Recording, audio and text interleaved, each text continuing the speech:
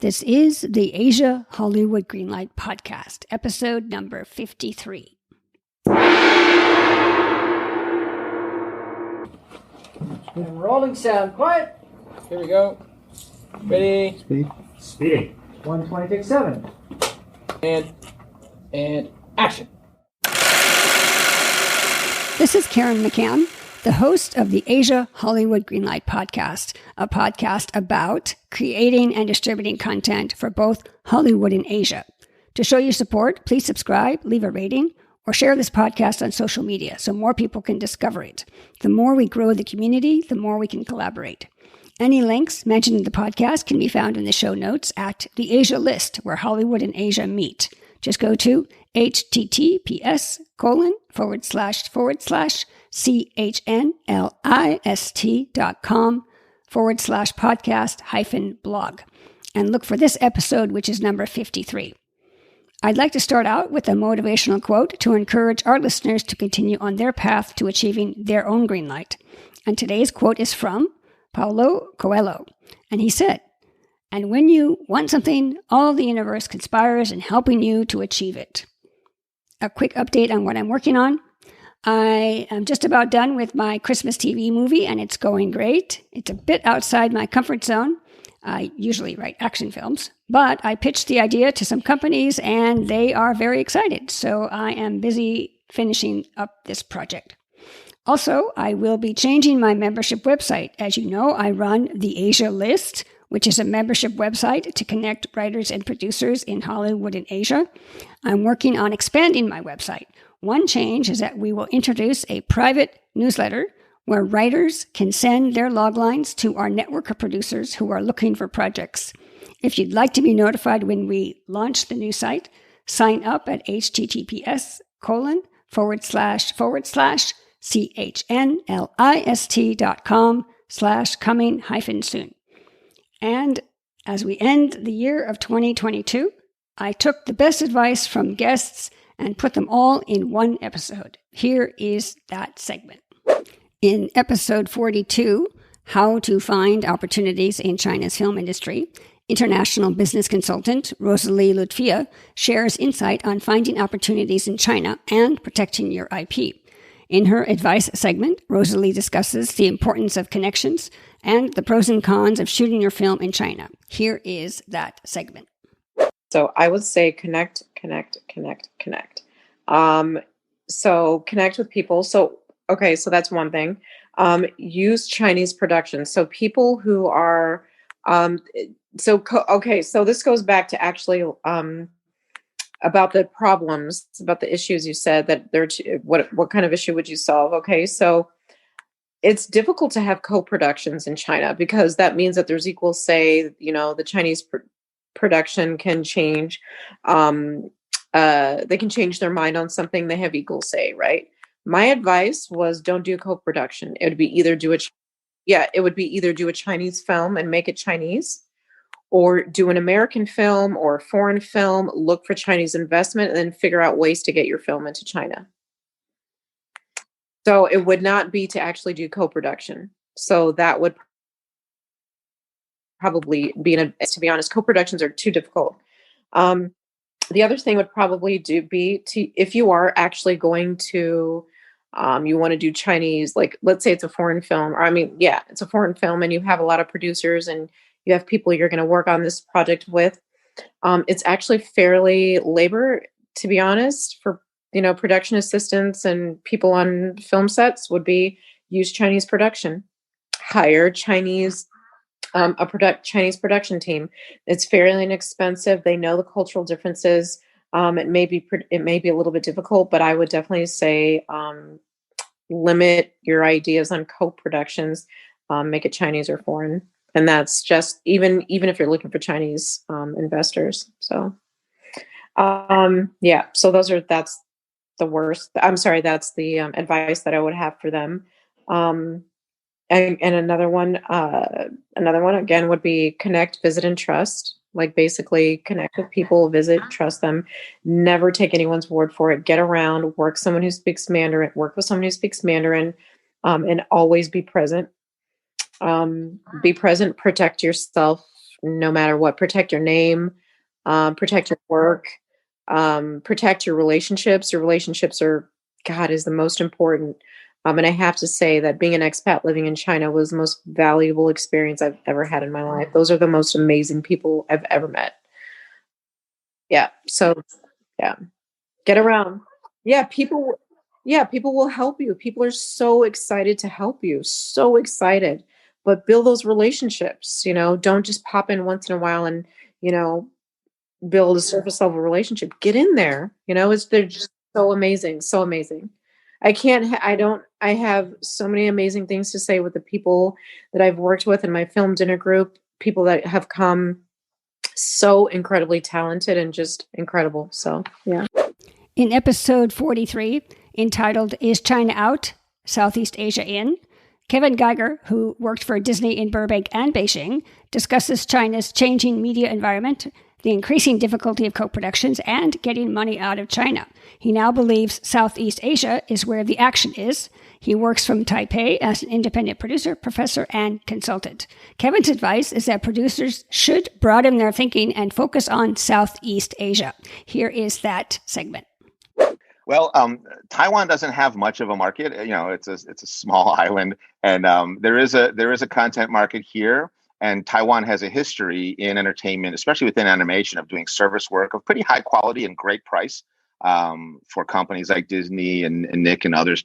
But it's a market that's pretty negligible. And even ourselves, we live and work here, but we're focused outward. So the focus of our work, we're still doing work with mainland China, doing work internationally. Our target for our original IP is companies such as Netflix, HBO, Disney Asia Pacific Originals, but we can produce it here and create it here in Taiwan at a price point that I couldn't do in LA. So if I was in Los Angeles still trying to gather together writers, artists, etc., managers to do something, it would cost me maybe 6-10 times more than it cost me here in Taiwan. And the fact that more and more talent is either staying in Taiwan now with the pandemic or coming back, that's also beneficial. There was a big diaspora for a while, both Taiwan and Hong Kong, of people going to mainland China pretty much the same time I was there, right? Everybody's jumping in. Hey, there's money to be made. Let's go. Woo! And then now with the pandemic, people are kind of retrenching right back to their home countries where they've got citizenship and healthcare and rights that they may not have in a foreign country. Being overseas during a pandemic is scary, right? Being in a foreign country during a global crisis is serious stuff. So, people tend to revert back to their comfort zone. In terms of advice, as I mentioned earlier in the podcast, Southeast Asia is really heating up in terms of content that you see coming from South Korea, things like Squid Game and Kingdom and so forth, Thailand, Singapore, Malaysia, a lot of stuff that's being shown in streaming services such as Netflix, etc., that used to be very niche, right? Something that maybe only fellow animators in LA or New York would bother to look at or pay attention to, but now it's kind of finding a broader audience. And so there's a lot of attention being paid to this area. So I would say if you're interested in, let's say you're a producer such as myself who was working in mainland China, or you're aspiring to work in or with Asia, just broaden your thinking. China itself is jumping into Southeast Asia in more ways than one, I guess, if you watch the news, right? But in terms of content, in terms of the content market, China, even though it has pretty much blocked Netflix and HBO and Disney from operating with their content distribution in mainland China, they want all of the pie, right? So Netflix has pivoted to Southeast Asia, Disney, HBO, and China's here too. So iQIYI, Tencent, etc. There's a big scrum, right, of activity, and this is great for content creators. So if you are an Asian content creator, especially if you're a Southeast Asian content creator, I see this as a really great time. There's like a renaissance going on. And if you are an ally, right, so to speak, a creative ally to that partner, I think there's work to be done, there's opportunity to be had, and there's money to be made. That's what I'm banking on in terms of why I'm here. I'm not here as a refugee. I'm here as a business person to try to capitalize on that myself. In episode 44, What Are the Chinese Studios Looking For?, Taiwanese producer Patrick Huang discusses how to find projects, market intel, what the mainland Chinese studios are looking for, and when you should not do a co-production. Additionally, in this episode, he offers resources to find market intel, projects, producers, and advice. Patrick's advice to his younger self, and thus people starting out, is to learn another language and understand different cultures. He implies it would have been smarter to enter a big market earlier. Here is his advice. I would tell myself, if I could start over again, I would try to learn more language. I think the language is important, because our business is about communication. I hope I could speak French, I could speak German, I could speak Spanish, when we deal with the Latin American project, it would be much, much easier. So language is something, if I were young, I would definitely spend some time to study more language at the same time to understand different culture. And I actually also will advise myself to doing more commercial project, in the beginning, to go into China earlier, because when I started my career in the early 2000s, I doing a lot of local film, the local stuff. Even though I had some success, I was too slow going to Chinese market. Due to a few reasons, one is because I was successful. When you were successful, you're trying to copy, and then at a certain point, I feel okay. There's no progress anymore. That's why I went to China. Trying to pursue something new. But if I could start over again, because 2002 is the time, when the Chinese film industry changed. Because they were government-owned studio, they changed to the private company. It's like a private company. You could also make film, distribution film, finance film, which is the year of 2002. But actually, at that time, I went to China. I spent a few months there. I lived there, because I just left my previous company, Golden Harvest, before I formed my company, Flash Forward. And then at that gap, I went to China. If I could start over again, I actually would like to spend more time in China. Actually, maybe step into that big market at that time. But you never know. Even though I didn't do that, but I get my success for international co-production. If I step into China, maybe I only make the very successful local company right now, instead of a co-production. So you never know, but I would say it's a good thing for me to enter a big market earlier, because I have the privilege, the advantage about the language. But I didn't use that.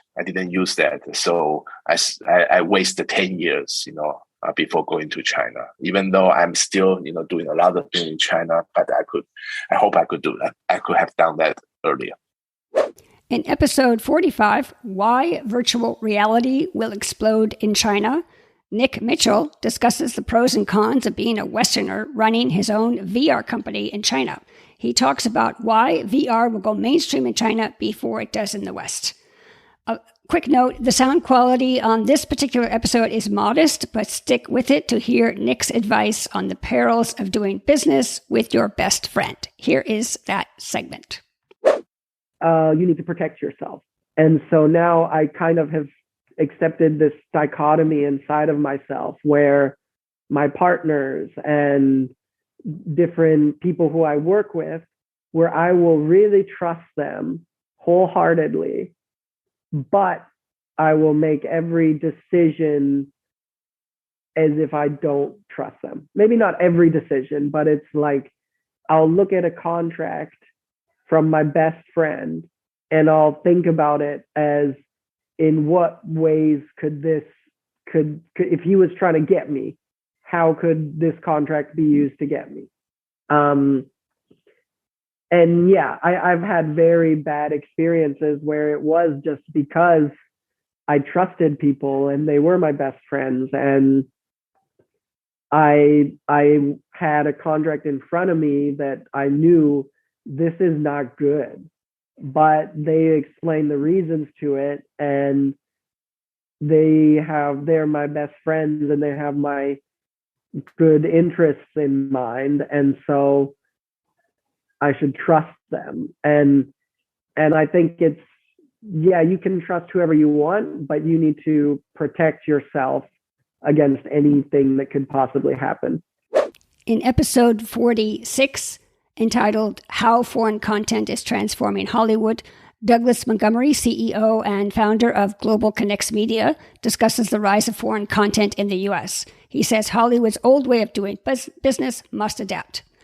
Douglas advises on the importance of giving any job your all, and that no path is a direct line to your dream job. He stresses the importance of thinking 2 moves ahead. Here is his segment. If I could give advice to my younger self, it's a good question. I don't know what I would give advice to myself. Like, here I am now, on the back half of my, life, and I have this wonderful job living in LA and working in Hollywood and stuff.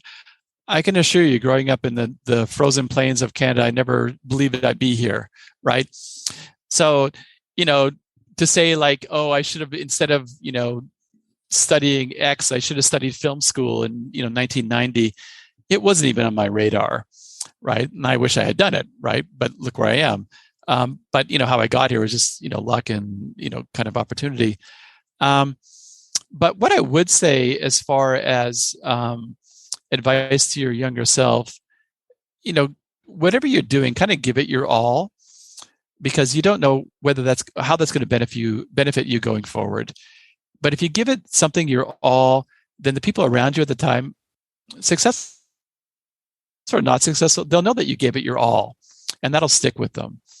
And quite frankly, I used to sell canola oil, which is also known as fat, right? What is oil? It's fat. It's actually fat. The job that I sold after that, I worked for a company called Rubbermaid. And what does Rubbermaid do? They make, plastic garbage cans, right? So, at the beginning of my business career, I was selling fat. And the job after that, I was selling a garbage can.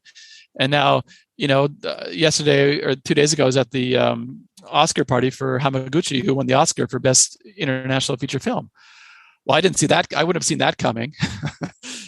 Trying to sell canola oil and margarine in China 20 years ago, but it did happen. But it, again, it's a bunch of things that kind of all happened to lead me here. But hopefully that the thing that I did yesterday, impressed enough people to put me in a position to be capitalized on an opportunity I have today. So again, the advice I would have is, your career is not stuck where you are. Give it your all, and keep your eyes open. But and then the other one, I've given this advice to other people, and I actually got it from my dad, and I kind of followed it. Was you think about your career, think a couple of moves ahead, right? Like he always described it as golf. Like what is your objective in golf? Your objective in golf is kind of put you in a position to make a birdie putt. And does that mean you need to, hammer your drive 350 yards so you're hitting a 9-iron into the green? Maybe. But if that drive goes errant and you're in the bushes, all right, think about maybe bogeying as opposed to going for it, right? So always think like 2 or 3 moves ahead in your career. How I got to Warner Brothers, I was in Japan. We left Japan. I went to MBA here at USC, in LA, and I actually interviewed with Warner Brothers a bunch of times during my MBA. I didn't get the job at the time, but then I took a job with Walmart. And as I mentioned earlier, Walmart, at the time was buying $5 billion a year of DVDs. So, after a couple of years at Walmart, I became way more attractive to Warner Brothers than I was the year before, 2 years earlier. And that's actually how I got in. So, to make this jump into your dream job, it doesn't have to be linear, but you should kind of have a plan. In episode 47, entitled A Solution to China's Closing Door, creative director, producer Christopher Chen discusses the growing markets outside China's borders. He offers a solution to China's closing doors.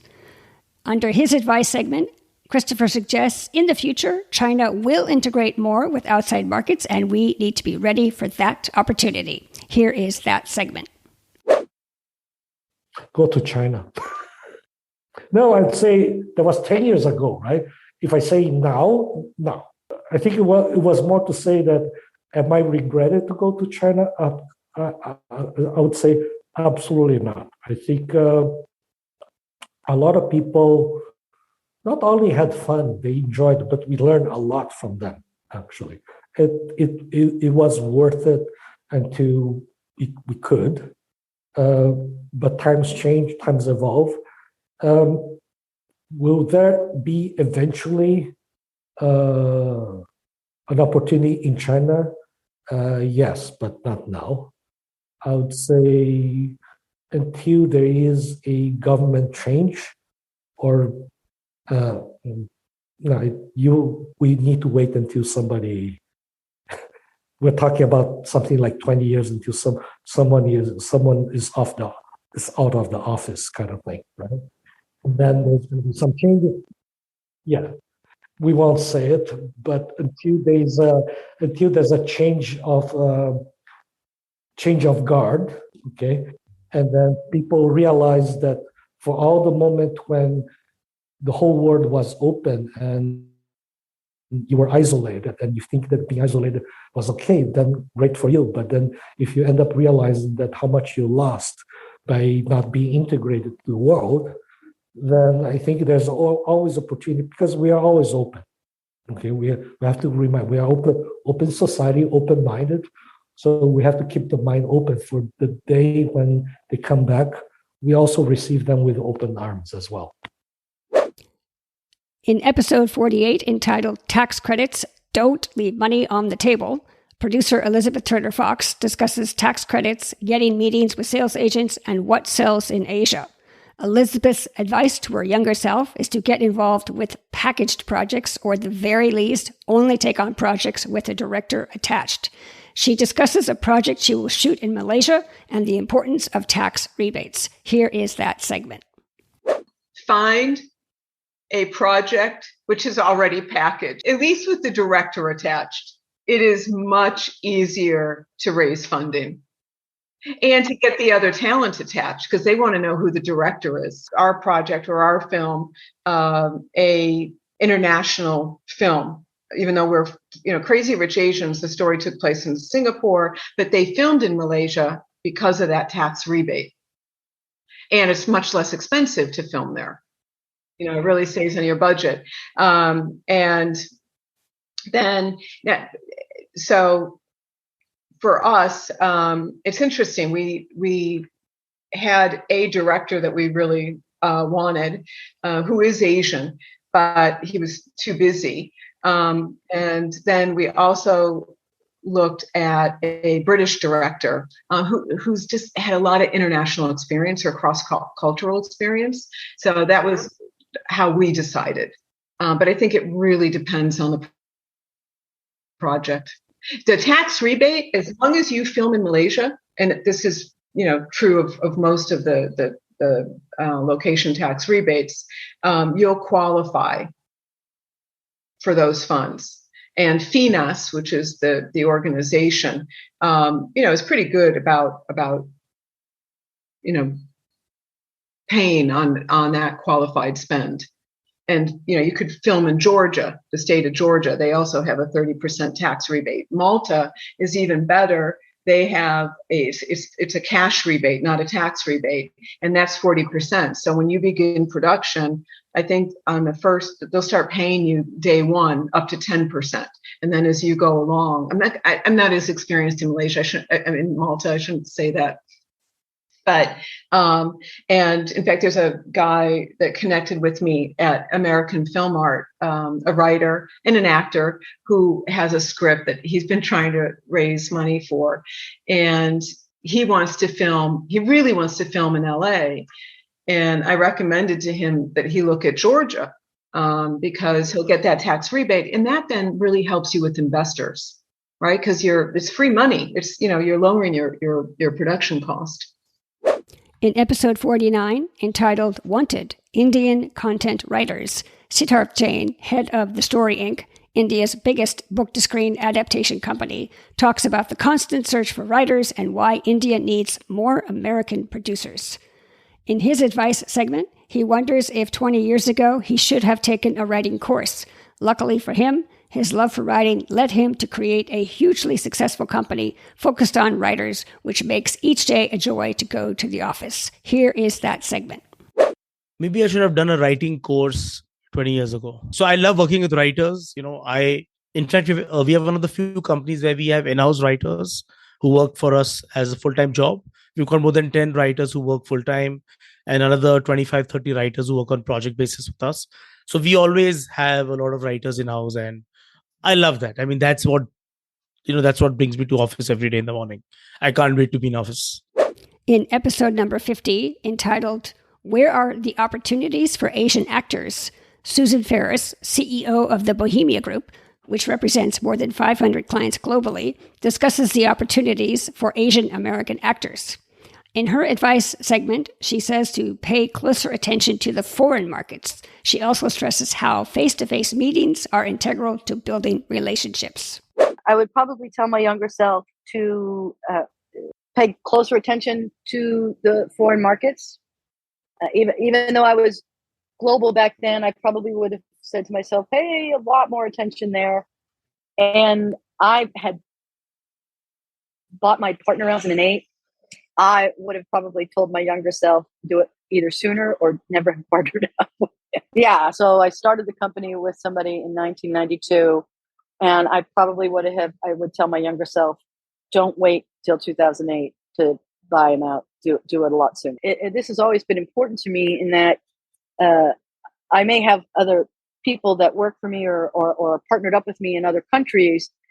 I do try, and I haven't been to Singapore yet, but I do try to get on the ground there, even if it's just for a few days, so that it's a lot more personal, which I think that's really important.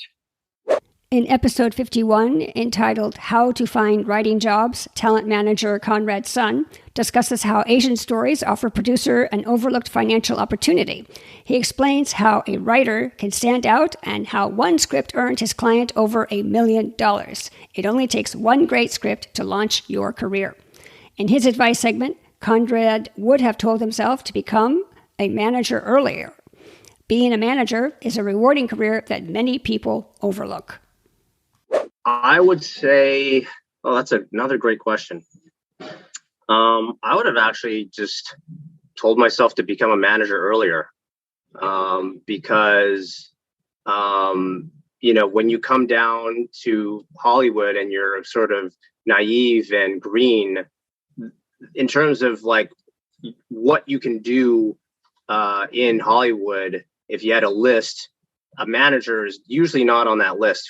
And I was not really aware of it. And it was kind of just, kind of fell in my lap kind of thing. I said, okay, I could produce, I could be a filmmaker, I could be a writer, but manager wasn't on this. So I would just tell myself like, hey, you should look into this thing because it could be something that fits your strengths and your interests. And so that's all I would say is that that's a part of the industry that oftentimes gets overlooked.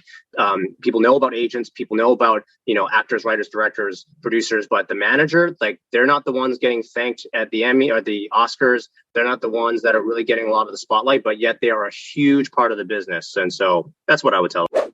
In episode 52, entitled New Asian Screenwriting Secrets, Caroline Dillingham, CEO of Wavelets Entertainment, discusses ways to write for the Asian market and how to correctly write an Asian protagonist. In her advice segment, Caroline points out how a lack of self-confidence holds people back from trying something daring. Even if you are nervous, you need to put yourself out there and take a chance. Only by taking action will you get closer to your goal. And here is that segment. I could give some advice to my younger self. I would say what matters is what you do. I think that especially in the social media driven culture that we live in, it's really easy to get caught up in the quotes and like you have to believe in yourself to do something. You have to be confident. in order to do something. You know, there's these vague pressures that have us just kind of chasing our tail. And I think that confidence comes with experience and skill and knowledge. So I think of confidence as something that's sort of category based, you know, and it's my very human way of looking at things, because I certainly would never want a young person that's just saturated with Instagram success quotes to think, oh, you know, I'm not really confident at this, so I'm not going to try it. I can't see myself. I don't believe in myself in this area yet. And so that's just so uncomfortable for me. I'm not gonna put pen to page. And I'll just say, you know, a lot of my greatest accomplishments, in my view, not that they are great accomplishments, but my greatest accomplishments in my life have been when I took a chance on myself and gave something my best, instead of focusing on, you know, and in the sense of being of service to that project or that goal, and took the pressure off myself of, you know, having this insane pressure to be confident at all times. It's good to be confident, but I don't think it should be like a roadblock. And I go back to it matters what we do. You know, some days I feel great about everything and some days I don't. But what matters is the action we take. And I think looking back on the years, that's what made the difference. Well, that's the show. Thank you for listening. To show your support, please subscribe, leave a rating, and share this podcast on social media. Also, writers and producers, if you want to be updated on when our new and expanded website, the Asia List, is launched, sign up to be notified at https://chnlist.com/coming-soon. This is the last podcast of 2022. I'm excited about 2023 and all the opportunities that are on the horizon. I wish you all a happy new year, and thank you again for listening. And I'll see you at the premiere. Bye.